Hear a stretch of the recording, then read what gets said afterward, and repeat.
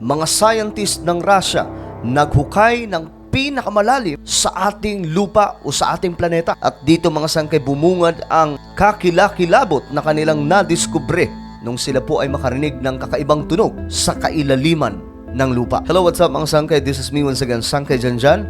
Huwag niyo pong kalilimutan na i-subscribe ang ating channel, i-click ang bell, at i-click ang all.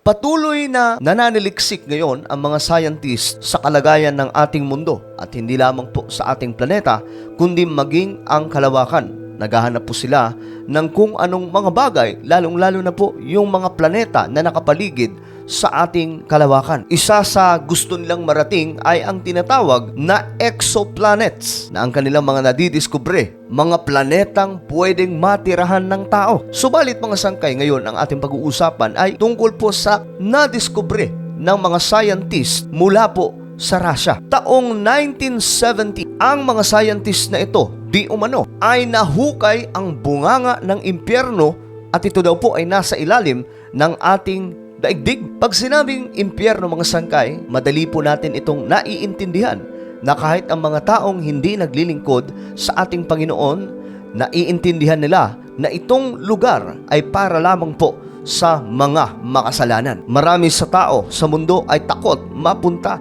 sa impyerno. Subalit mga sangkay, madali po natin maiiwasan itong sinasabing impyerno kung susunod lamang po tayo sa salita ng Diyos. Taong 1970, nag-umpisa pong magukay ang mga scientist mula po sa Russia dahil po sa kanilang malaking proyekto na gusto po nilang malaman ang kailaliman ng ating lupa. Isa sa nais nila mga sangkay ay makabuo ng isang kasaysayan na makikilala sa buong mundo na sila lamang ang nakapaghukay ng lupa at ito po ang pinakamalalim na nahukay sa kasaysayan ng ating daigdig. Ang kwentong ito mga sangkay ay tinaguriang Well to Hell na may lalim mga sangkay na 40,000 feet. Subalit ang tanong dito mga sangkay, papaano nangyari ito at bakit nahinto ang kanilang paghuhukay? Itong Russia's Kola Super Deep borehole ay create ng Soviets in the name of science para di umano matutunan po nila o malaman nila kung ano nga ba talaga ang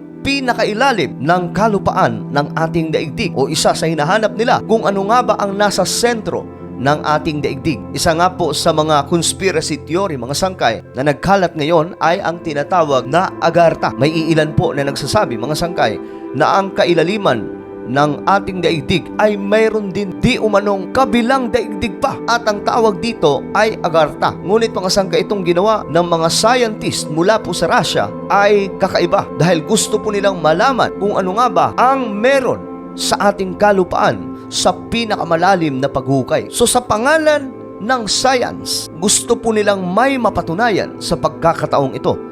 Kaya naman nabuo ang isang napakalaking proyekto, ang hukayin ang kalupaan at malaman kung ano ang mayroon dito. Nagsimula po ang proyekto na ito noong 1970s. Noong itong mga Soviet scientists ay gusto po nilang alamin kung ano nga ba ang mayroon sa kailaliman ng ating lupa. Mahigit 2 dekada mga sangkay na manage po nila ang maghukay more than 7.5 miles down into the earth. Ganun po kalalim ang kanilang nahukay. Subalit mga sangkay, noong 1992, isang nakakapangilabot ang kanilang naranasan nung sila po ay patuloy na naghuhukay na naging dahilan kung bakit kinailangan po nila na ihinto ang proyektong ito. Dahil sa ang temperature ay umabot na po ng 180 degrees Celsius or 356 Fahrenheit na ito po ay mas mataas pa sa kanilang na-predict na init sa kailaliman ng lupa. Dito nag-umpisa mga sangkay ang emergency na strategy sana kung papaano po nila maitutuloy ang proyektong ito sa kabila po ng mainit na temperature. Ang mga eksperto ay kinakailangan ma-figure out kung ano ang pamamaraan na ma-overcome ang ganitong klaseng temperature kung gusto po nilang magpatuloy ang paghuhukay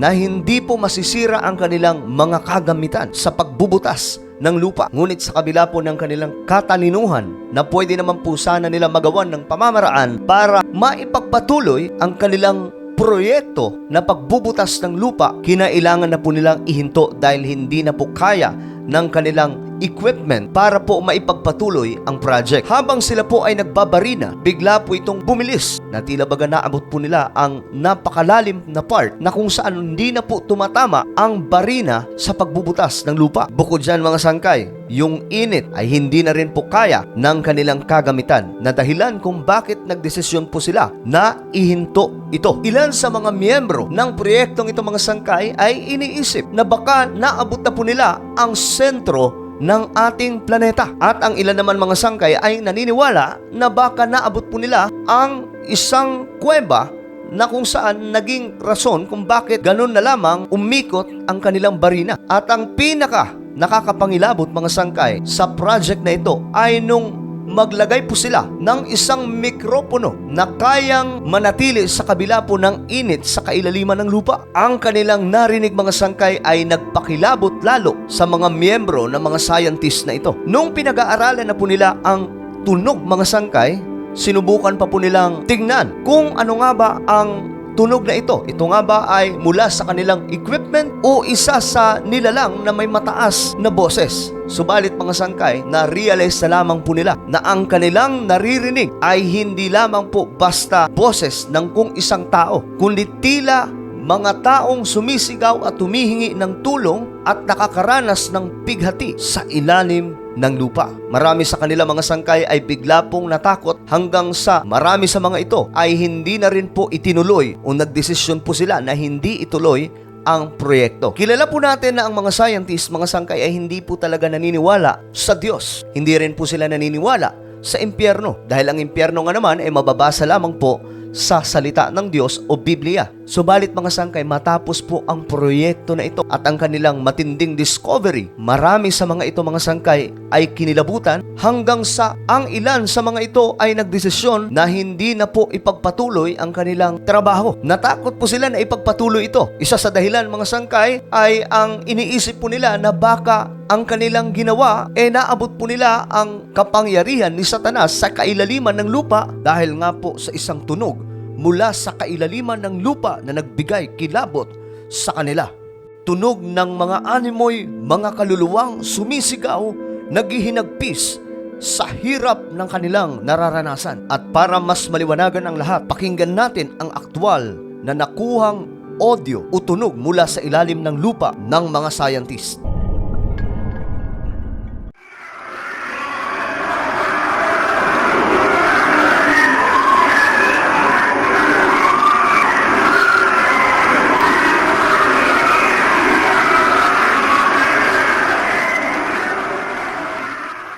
Marami ang nagsasabi mga sangkay na ito lamang po ay katang-isip na kwento ng mga scientist. Subalit marami rin po ang nagsasabi na ito po ay katotohanan na pinapatunayan mismo ng mga scientist mula po sa Russia. Ngunit ano nga ba ang sinasabi ng Biblia patungkol po sa impyerno? Ang impyerno ay para lamang kay Satan Lucifer kasama po ang kanyang mga anghel na nadala nung sila po ay nag-aklas sa ating Panginoong Diyos. Ito pong impyerno ay ang kaparusahan na walang hanggan para po kay Satanas. Ngunit mga sangkay, naisama rin po dito ang mga taong posibleng maimpyerno kung sila po ay hindi sumunod sa kalooban ng Diyos at manatili sa kalooban ni Satanas. Ayon nga po sa Revelation chapter 21 verse 8, subalit para naman sa mga duwag, mga taksil, mga gumagawa ng mga kasuklam-suklam na bagay, mga mamamatay tao, mga nakikiapid, mga mangkukulam, mga sumasamba sa Diyos-Diyosan, at sa lahat ng mga sinungaling, ang magiging bahagi nila'y sa lawa ng nagliliyab na apoy at asopre.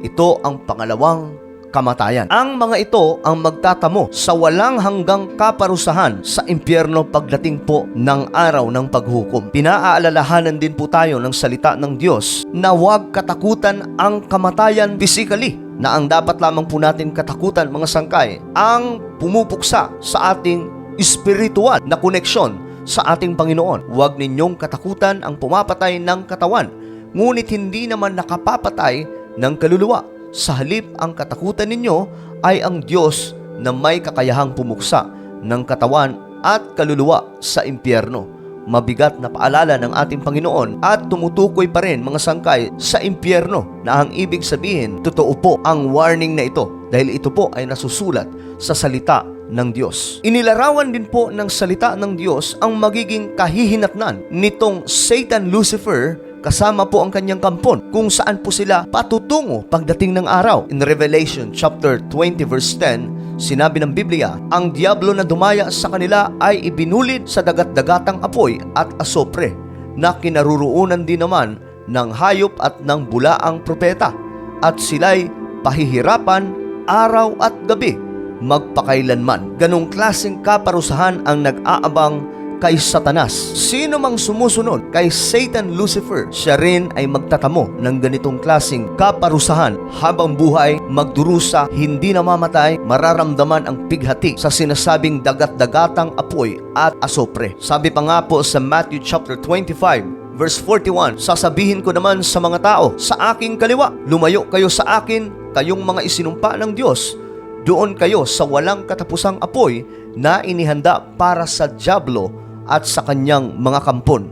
Na ang ibig sabihin, mga sangkay, sino mang tao ang susunod sa kalooban ni Satanas ay magtatamo ng walang hanggang kaparusahan. Sa final judgment, mga sangkay, na tinatawag na White Throne Judgment, ito po ang final sa maraming event sa Bible prophecy. Nabanggit din po dito ang impyerno o tinatawag na Lake of Fire, na kung saan sa White Throne Judgment na ito babasahin sa libro ng buhay, at kung ang pangalan mo ay wala roon, panigurado ikaw ay mapupunta sa sinasabing Lake of Fire, na ayon nga po sa Revelation chapter 20 verse 15, anyone whose name was not found written in the book of life was thrown into the lake of fire. Kaya't pag sumikapan po natin na maglingkod ng tapat sa ating Panginoon, huwag po tayo papadaya o papatalo kay Satanas o anumang mga bagay sa sanlibutan. Tandaan po natin, kapag ang pangalan po natin ay hindi nakita sa book of life, itatapon po tayo kasama ni Satanas sa sinasabing impyerno.